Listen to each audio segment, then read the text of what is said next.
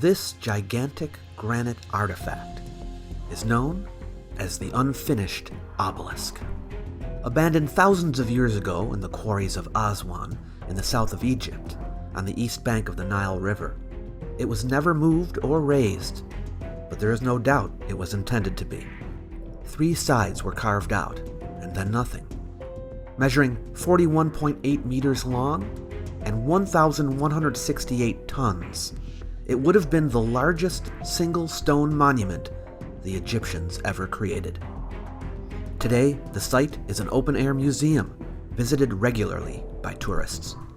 Oswan Quarry was the primary source of granite for monumental constructions in Egypt for a very long time, and the obelisk itself provides insight into ancient Egyptian stonemasonry methods. The word obelisk comes from the Greek language and refers to a tall, 4-sided, narrow tapering monument that has a pyramid-like shape at the top. The Egyptian word is techenu, and an obelisk was made with a single stone. Many obelisks were completed and put into place by the Egyptians, the oldest one being the granite obelisk of Senusret I of the 12th dynasty. Most, however, can be found at Karnak Temple near Luxor and are products of the Egyptian New Kingdom, dynasties 18 to 20. Today you can find several Egyptian obelisks in Rome, because the Romans transported them there at the time they were ruling over Egypt. But the unfinished obelisk has captured the imaginations of many because its size is so impressive that people wonder about the process of its manufacture. How did the ancient Egyptians make it? How did they plan to transport it over hundreds of miles? How would they raise it into position once it reached its destination? These are questions I wanted to ask somebody who is an expert on Egyptian stone quarries and who has done extensive research on the obelisk. So I contacted Adel Kelany, formerly the supervisor of ancient quarries and mines for the Supreme Council of Antiquities in Egypt, and currently the director of the Awareness Department at the Ministry of Antiquities. Here is our conversation, and make sure to stay tuned afterwards, as I will have more to share about the unfinished obelisk. Thank you for coming and talking with us today, Dr. Kelany. You are very welcome. So let me ask you, was the unfinished obelisk always known about, or was it discovered? Well, it's partly actually discovered because it's known as a part of the unfinished stones that exist in one of the granite quarries in middle of Aswan city. And travelers mention about these stones, but it was never excavated before the work that done by Engelbach, the British archaeologist, when he had the orders from the Egyptian kings after visit the site to clean the unfinished obelisk, and that was 1918s. And after that, the whole obelisk is uncovered, and it becomes very well known as unfinished obelisk site. Yes, it's one of the most famous sites in Egypt now, I understand. So who has worked on the site over the years? What archaeologists have studied it? The archaeological historical background of the unfinished obelisk site is have 2 main phases. The first phase, the work which done by Engelbach, the British archaeologist, who done a long season in 1918s, excavating the body of the unfinished obelisk. He actually uncovered all of this body of the obelisk with trenches. And the second phase, it's the work done by the Supreme Council of Antiquities, 2002, and cleaning and excavating the whole site of the quarries, and actually finding a lot of new stuff there. Wow, yeah. So for those who don't know much about the Oswan Quarry, could you tell us a little bit about it? How long was it in use, and what was quarried there?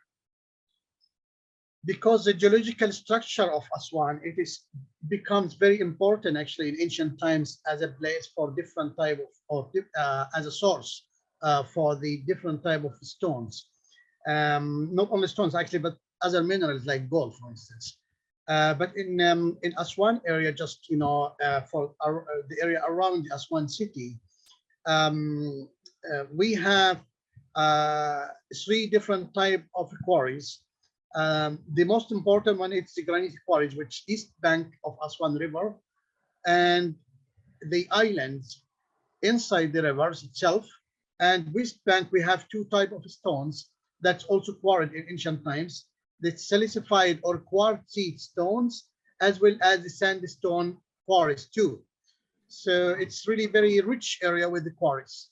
So granite, sandstone, and quartzite were all Yes. quarried there. And is it true that there are different kinds of granite at Aswan? Yeah, we have two different, not two actually, we have some varieties with the granite in Aswan. It's pinkish one and some reddish, and it's dependent for the colors belong for the stones based on the minerals itself. And but still from the families of the granite, as well as move a little bit to a different type of stone, which a granodiorite, which sometimes they call it a black or a gray granite. So black granite and granodiorite are the same thing. Yeah, same I see. family. Yeah. Mhm. And what type is the obelisk? It's a red granite. It's the famous name. It's Aswan granite. Yeah. Okay. Now, what do we know of the Egyptian granite industry in general? Was this a widespread industry? Was it only at Aswan? How long did the Egyptians work granite? The main source for the granite in Aswan, in Egypt, in ancient Egypt, in fact, it's two sources. The dynastic sources, which it's based on Aswan area, and during the Greco-Roman periods, they started quarrying granite from the eastern desert. And the dynastic period, that's which based in Aswan area, they used the granite for many of different things, including actually for the building materials. Like the second dynasty, it's a part of the tombs at the second dynasty Abydos, made from granite, and also part of the palace in Heracleopolis, Nichin, the ancient pre-dynastic capital of Egypt.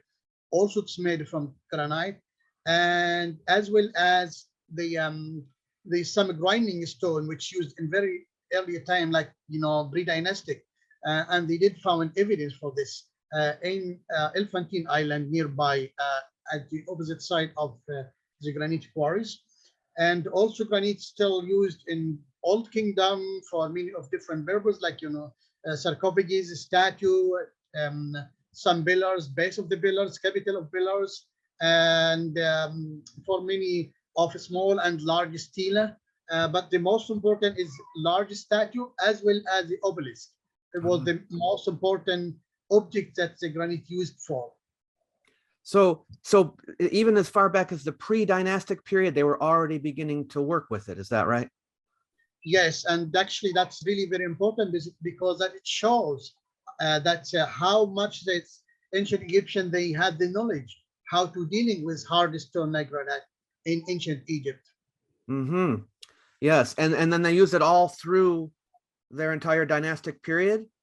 And also later until recent days. It's never stopped, in fact. Okay.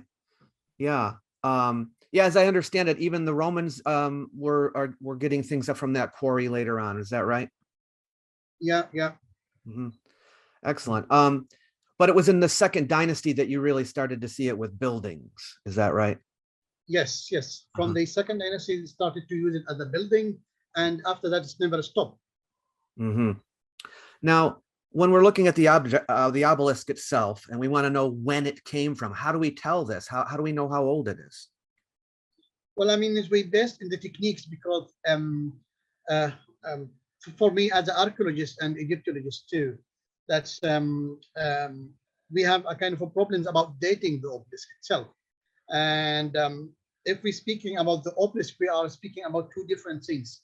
We're speaking about the obelisk or the unfinished obelisk as objects isolated somehow inside the large quarry area, which have many unfinished objects too, and it's used in different periods. But speaking about the unfinished obelisk as object, the dating of this object, it's from the archaeological evidence that we collected based on the techniques that they use it for quarrying these objects. It's dynastic periods. Basically, we can, or safely we can say it's belong for a new kingdom. But for which king to new kingdoms, this is actually still have a lot to do from different type of analysis, and some samples need to be worked with to be a little bit sure which king possible that he ordered for this obelisk. Ah, so the techniques of how they worked on it point to the New Kingdom, but we're not sure about exactly when during the New Kingdom. I heard that it was Hatshepsut's obelisk. Is that not so? Yeah, we have no evidence that to link it to with Hatshepsut. On the other hand, that it's for me actually, I would like to do it to link it somehow with the Thutmose III, as we have two inscription inside the quarries belong for the same kings, many obelisks to came from the site, and we know that he ordered for one obelisk, and this is unusual. Usually have two obelisks to move to the temple, but once he ordered for only one obelisk, and we can suppose that he ordered for two, but one of them is unsuccessful to work, so he decided to be only one at the end of this project. I see. So this may have been his intended second obelisk. Yeah. So you said inscriptions in the quarry. Are you talking about like graffiti or what We kind have of? both actually. We have both. We have graffitis, which it's a kind of quarry marks that's help for the workmen to record the progress of the work, and also the show the borders of the cutting area and test pit for the looking for cracks. But also we have a real inscription. We have two inscription or three actually inscription. One of them it's royal inscription, which is it's discovered during our excavation at the Unfinished Obelisk site, 2003, and it's speaking. It's belong for Thutmose III. He mentioned about the that he ordered to cut two obelisks and to send it to the Karnak temples to set up in his festival, Jubil festival, for the king. And this is the only inscription found inside one of the quarries mention about the occasion and the location of the obelisks that have to be sent to. Ah, very interesting. And that's why it actually helped us to be a little bit happy to date the obelisk to the Thutmose III rather than the Hatshepsut. I see. Okay. All right. So just for people who are kind of new to obelisks, what were obelisks used for? Why did they make them? Well, the obelisks, they have different type of purpose actually. First, they link it somehow at the beginning of the fifth dynasty as a symbol for the gods, the sun god Ra, and they representing the sun sending their light from the sky to the earth. In fact, to the temple of the sun god in the fifth dynasty. But some people they mention about that obelisk could be an interpretation for the function of the obelisk. Could be a representing for the what we call it at a bin, which means the mountain that's first appeared when the whole earth was covered by the water, and the bin start to appear to announce that the creation of the world it's come to the truth. And since that time, actually, especially in the New Kingdom, the obelisk function it's become a little bit changing, because at this time they cut obelisk from different type of materials of stones like sandstone and granite and other materials, even from wood. and they put it inside or in the front of the temples, and they give it as a gift for the gods, and sometimes they record some occasion like victories and festival for jubilees at the time or occasion for creating such obelisk. Mm. Was it also a way for the kings to kind of show off? Like, what did if this is Tutmosis III's obelisk, was he trying to create the biggest obelisk to be better than all previous pharaohs?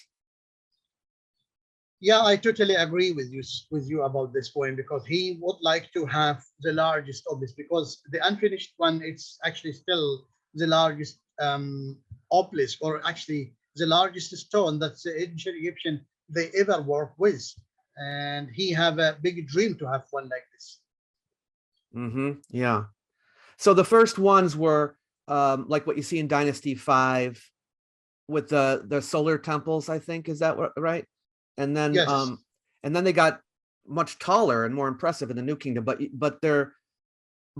are you saying that in the New Kingdom they no longer represented the Ben in creation? They represented something else, or they did, but they also took on added meaning? Yeah, they did, but they have another function too. So they have additional function to their exist inside the temples. Okay. All right, now let's talk about the making of the obelisk. What was the process for making them? How do we know how they did it? Well, I mean, it's for a long time actually people speaking about the ancient quarries and techniques from theoretical way, and they have very little evidence about how to work with such things like that. But for the last 20 years, people get more interesting about the techniques and technology, and they did more experiments for understanding what kind of tools that they use it for cutting stone in general, and obelisk in particular. And and also our knowledge has become more after we open our eyes about the archaeological evidence in different places, such quarries. And we know that that evidence actually the only materials that can help to understand how the ancient Egyptian cut obelisk and cut a large stone from quarries. It was actually one of the questions that it's have no clear answer until we worked the excavation at 2003, 2 and 3 at the Unfinished Obelisk, and we found evidence that help us to understand that's how the ancient Egyptian cut such large blocks like obelisk from hard stone quarries like granite. So getting clues from other quarries have helped to understand work at this quarry more. Is that right? Yeah, we did excavation, and after that we extend our survey and also excavation, not in the granite quarries only, but also the other quarries all over Egypt, including Bekhine quarries or Grey Waki at Wadi Hammamat, and basalt quarries at Widan al-Faras, and some other quarries like granite in Red Sea coast area, and nice stone in Khifra quarries. All of these materials together show a lot of evidence that help us to understand how the ancient Egyptian actually quarried hard stone to bring large objects and transport it to Egypt or to the capital. And have only archaeologists worked on this, or have you had engineers or stone workers also assisting in the experimental research? We have archaeologists based, they have experience with the techniques and archaeological materials, and we have stone masonries that help us to understand the techniques of cutting blocks, and no engineer, but actually the evidence can tell us more than what we expected. Mm-hmm. Okay. And we'll get to that in a second, but I guess I should probably ask this question. Why is the obelisk still there? Why was it never finished? Well, it was unfortunately for them, fortunately for us, because it's evidence, very nice evidence for unfinished objects in granite quarries, and that is really very important to give clues and evidence for the techniques that ancient Egyptian used. If it's finished, we have very little to know about it. But for us, it's really very unique example. But it was very bad project for them to leave it after they done quite a lot to quarry these objects. Why they left it? Why they abandoned the object? Because they have cracks at the base, at the beginning of the obelisk, cracks at the base, and they try to avoid this crack and make a shorter obelisk. But unfortunately, the cracks continue to the body, which killing the project during the New Kingdom. But later in Roman periods, they tried to take the upper part of the obelisk in another project, but they found another crack at the top, close to the pyramidions area. They just couldn't. They couldn't win. They left it at a kind of unsuccessful project, and after that they buried part of it until it's cleaned by Angelbach. It's 1918s. Wow. So they tried to make the full size one cracked. So then they tried to make a shorter one, you said? I didn't know that. Yes. And then that didn't work. And then later they tried to do an even smaller one, and that was cracked as well. Yes. Yes. That must have been frustrating. Yeah, I mean, it's very disappointing for them, but actually I can really imagine that if it was success, that's how much information that we will load it if they take it off from the quarries and transport it. Mm-hmm. Now, when you look at the tool marks on the stone, do they provide clues as to what kinds of tools were used? Well, this is what makes it confused for the archaeologists when they study the tool marks, especially around the trenches of the unfinished obelisk. They found this channels that have vertical channels to, which they call scoop marks, that they describe it as a kind of spoon that's cutting in cheese, and they cannot imagine what kind of tool that they be able to use it to make such thing of marks in the granite. After we excavate and found some evidence that not inside the trenches of the unfinished obelisk, but inside the same quarries, but with another unfinished objects too, we get clear idea that they use different techniques with the dolerite bounders to help them to speeding the work, and it can lift this kind of marks that we did find around the trenches of the unfinished obelisk. So these dolerite pounders were you experimented with them, and they made similar marks? Yes. I see. Now, some people have said that the dolerite pounders couldn't have carved out that entire obelisk. It would have taken way too long. What is your opinion about that? Yes, I agree with you. They have to do something more to help them for speeding the work. And when we excavated, we found evidence that all of the trenches full with charcoal and ash. So we have a clear evidence that they use fire as a kind of process that help before working with the granite with stone with dolerite bounders. And to know how it will work, we did our experiments, and to know that we worked for half hour using the dolerite bounders with no fire, and with fire in another spot, and without fire. We go through the granite. It's 6 millimeters, and we have 20 centimeters with fire in the same time. That's a big difference. There's a big difference and show that the technique's working very, very well. Ah, okay. So when you say fire, I just want to visualize this. Um, do they build a fire underneath the obelisk, or We call it its fire setting operation. One of the most problem that's if you're working with the granite and using fire, that you cannot control the effect of the fire with the granite because it's making cracks and could be damage the objects like obelisk itself. So the ancient Egyptian was clever how to use this.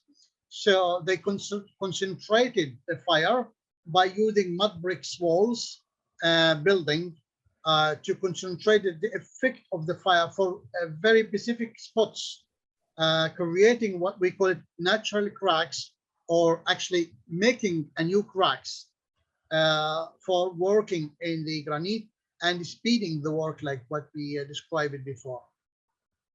wow.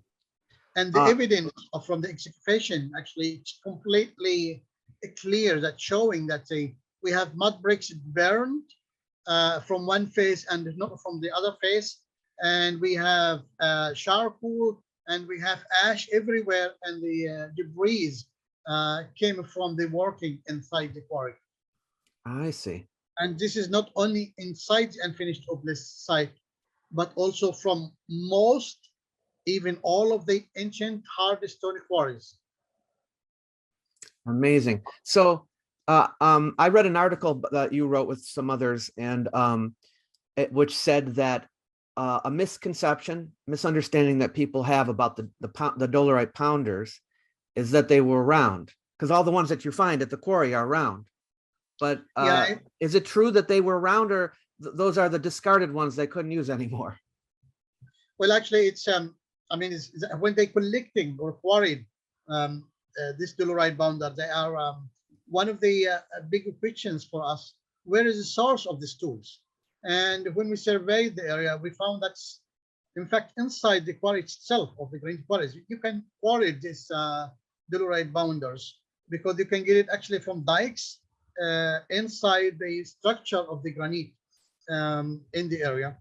And they take it actually very sharp, and they start working with which really very affected in this way, and bit by bit it tend to be rounded or more in bowl shape, and in this shape we're not really working quite well for in the trenches around the obelisk, so they turn to use it in a different function, helping for transporting heavy objects by using this dolerite bounders as a rulers.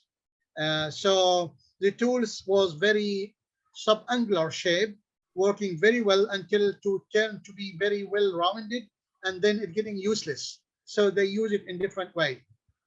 I see. Now, some skeptics have claimed that the experiments that were shown on Nova by Roger Hopkins did not adequately show that the pounders would have worked very well. What are your thoughts on that? Yeah, I agree, because they in his experiments he made it directly on the stones without using fire, and this is not approved by the archaeological evidence, and also it will take a long time to cut large pieces like obelisk, and this doesn't fit with the time that they use it and describe it, for instance, by Hatshepsut Queen, that she mentioned that she cut and transporting and erecting the obelisks in 7 months, and this will not working with the dolerite bounders only, but with fire setting that can be done easily. Ah, I see. I also have heard people point out that those groove marks underneath the obelisk, make it seem like a worker was just sitting in one place and just doing the same spot. And then you have these lips. Why didn't they move over a little bit and get those lips? Why did they just keep going in that one spot and they didn't move? They have a technique, actually. Yeah, they have the technique that they focusing the fire in one spot and then keep going and keep going down until to reach the level that they needed. And after they finish, they move to the next step just nearby, and focusing the fire in this spot and keep going down until reach to the level that they needed. So it's a kind of techniques and the skills for the workmen, and it's working quite well, in fact. I see. Now, say they finished it, okay? How did they plan to move that thing? I mean, it's huge. How would they have gotten it to the? I assume they were taking it to Karnak. Is that right? Yeah, more possibly, yes. How would they have done that? Well, transporting large objects like the unfinished obelisk or obelisk in general, this is completely a different project than the quarrying itself.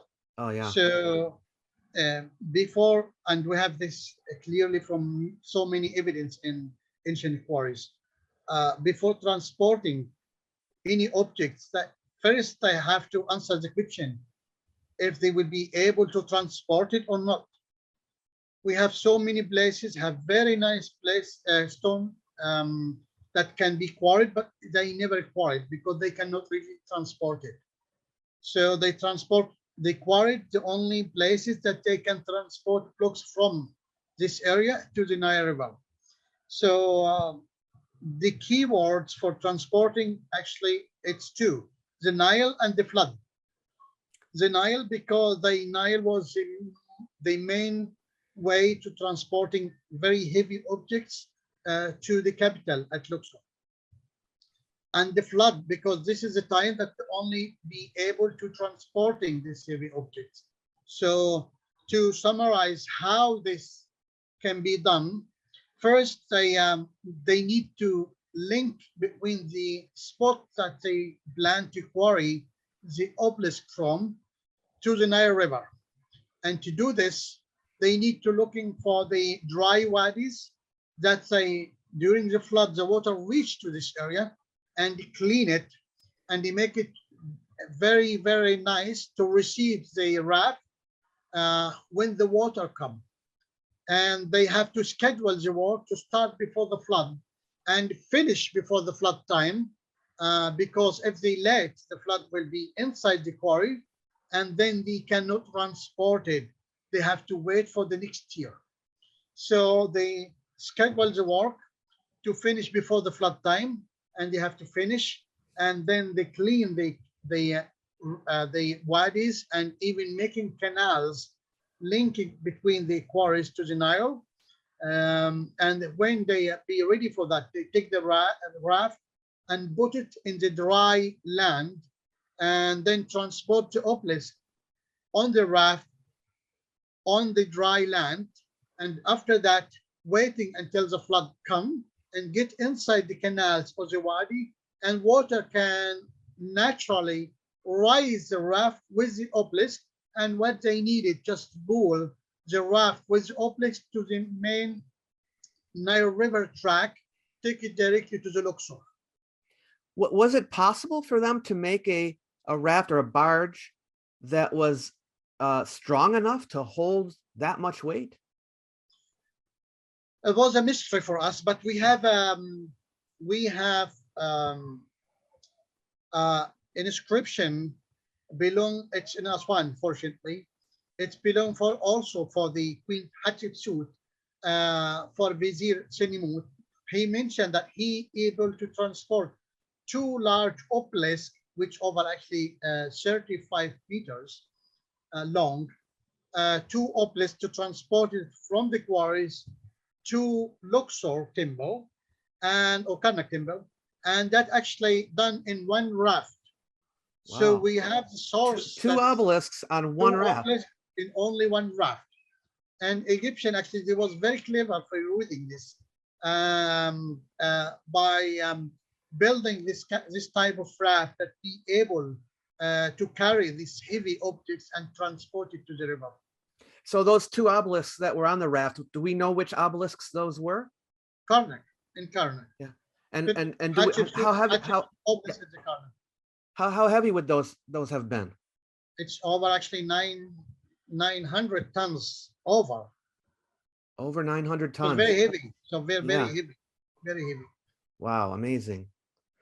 Well, and then when they got there, they would have had to lift it up. Is that right? Yeah, they have to. This is a completely different story because it's difficult too.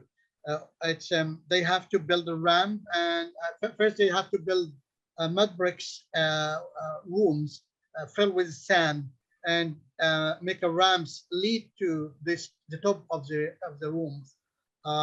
After they put the base of the obelisk in middle of this room, and then they have to build the obelisk to the top of the room and taking the sand out, and then the obelisk in making its way, it will be falling down bit by bit soon as they take the sand from the room, from the lower areas. And we did some experiment about that, and was very successful. Wow. Wow, that's really interesting. I want to thank you so much for providing that information for us. There are things about the unfinished obelisk that I didn't know before that you have answered my questions about, so that's fantastic. People love to talk about the scoop marks on the stone. One of the things everyone can see about them is that they are neither precise nor identical, which means they must have been made by hand and would not have been created by a tool that would make the same mark each time, such as a machine tool. Although modern reconstructions of the process by which the obelisks of Egypt were made and moved are hypothetical, the clues are there, and many people have come up with possible explanations. This is from a video made by a French channel, Planète Raw, which recreates a proposed method using a scale model. As you can see, sand can be used to raise the obelisk out of its cavity. I've also heard the suggestion that the cavities were filled with wood chips, which were then soaked with water. The water would have caused the chips to expand and caused the obelisk to detach from its base.